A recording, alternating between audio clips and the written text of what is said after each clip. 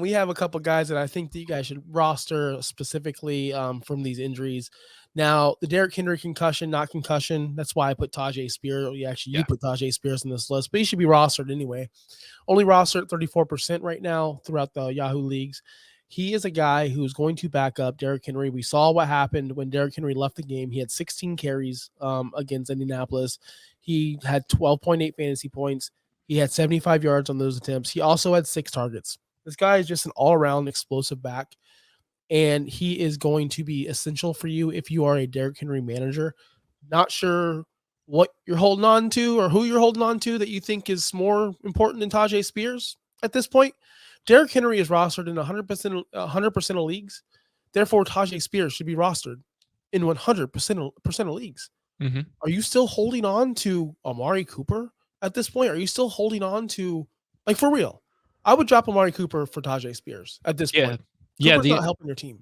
the only reason why I could see somebody having Derrick Henry and not Tyjae Spears is if it's a very small bench and you need as much help on your bench as possible. But if you have a normal sized bench, you should have Tyjae Spears also. Yeah, it's just insurance throughout the fantasy playoffs. If you made it this far, they got Miami, Houston, Seattle. I think that that's a pretty good matchup right there throughout the way. But he is a must add because you have Derrick Henry. We saw he did miss the game. He is human. He bled for the first time ever in my life. I saw the man go down and he didn't get back up. I think He first time in a while. well, he kind of got up, kind of was like, Yeah, and I I'm good. think it was actually Zaire Franklin on the Colts who signaled over to their medical team to come out and evaluate him, and that's when they ended up pulling him out to the blue tent. Yep. So Tyjae Spears is a must add, especially if you're a Henry manager. Yep. Next on this list, Noah Brown. This guy has been an enigma. He came in, he dominated for 2 straight weeks, and he went away for a very long time. Did he even play this week? I don't even know. He did. He was wait. He did play a couple He did. snaps. He got 0 points though. Yep, 2 targets. He was on the field 81% of the time, so he was on there. He was running routes. He just didn't get the targets. And Nico Collins got them all. Nico Yeah. Collins got every Oh single target my. that game. It didn't make any sense. But Oh. Noah Brown is a guy you got to look for because of Tank Dell's injury. Tank Dell is out for the season. They are going to rely on Noah Brown, and hopefully he gets that magic back where he was, dominant wide receiver 3 and 6 in weeks 9 and 10, but he missed weeks 11 and 12. He does have the Jets, which is scary. He does have the Tennessee Titans, Browns, and then Tennessee Titans again. So he could be a fantasy monster for you in that week 15 and 17 against Tennessee. We just have to hope and wait and see. He's definitely worth the ad. Only 37% of leagues right now he's rostered in. He's definitely a priority for me.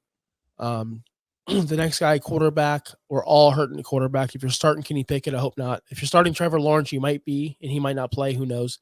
If you're starting Derrick Henry, or not Derrick Henry, Derek Carr, hopefully you're not. But Jake Browning kind of showed up last night, and he showed that he can be In a the guy very big from way. college. Very I was big way. listening to Dan Patrick, actually on the way to the gym this morning, and they were talking about Jake Browning and his year at Washington, where he almost was a Heisman finalist, and he pretty much is a decent quarterback. And when you give him talent like T. Higgins, who didn't do jack literally dot last night, and Chase and Jamar Chase, that he could be okay. He could be average. He was quarterback 4 on the week, 26.66 points. What else can you ask for? He does play the Colts, then Minnesota, but then it's downhill because Pittsburgh and Kansas City are tough. But if you need a spot start this week against Indianapolis, I have no problem starting him this week. Do you feel the same way? I have 0 problem. If you watched that game last night, you realized how much that team is behind Jake Browning, including Joe Burrow, who's on the sidelines talking to him after every drive. Jamar Chase works very well with him. They have chemistry, and it's so weird that they already have chemistry after 3 games. T. Higgins was not terrible. Joe Mixon was able to do stuff with him. Jake Browning really did control that offense last night, and that's good things to come. We all thought the Bengals were going to be dead. They're not. They're back. They're not fully back, but They're not back. They're better off than what everybody thought they were going to be.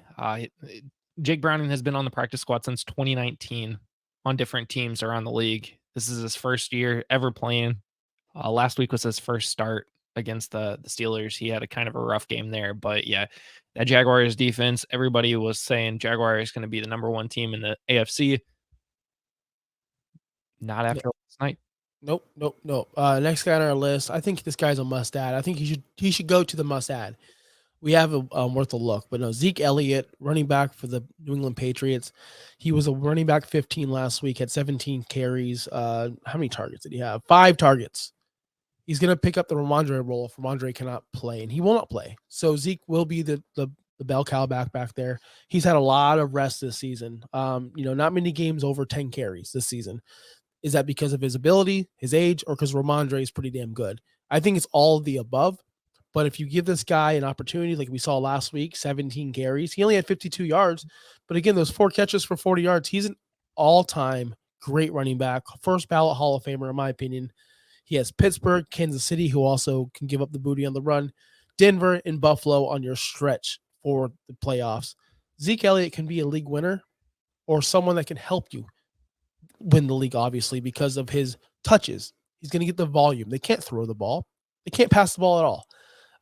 Give this guy 17 carries a week. He'll be running back 2 easily. I think he's a must add. He's only rostered in 37%.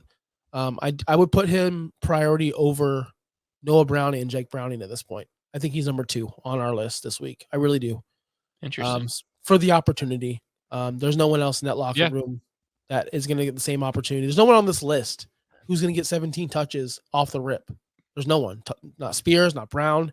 Yeah, the other I guys we're mean, gonna talk about. you're absolutely right. I'm very fearful for that offense because that offense just does not do anything. So he's gonna be very dependent on getting his receptions and yardage because that offense just doesn't score touchdowns, and Nope. that's the concerning part of my for me is that we're going to be looking at 8 points a game from Zeke because he's not getting the touchdowns because that offense is not getting the touchdowns. But maybe with him starting, they do. But they didn't with Ramondre, so I'm not very confident that they will with Zeke. Hey, I'm looking at Zeke's schedule and I see nothing but green, and I'm good to go on that.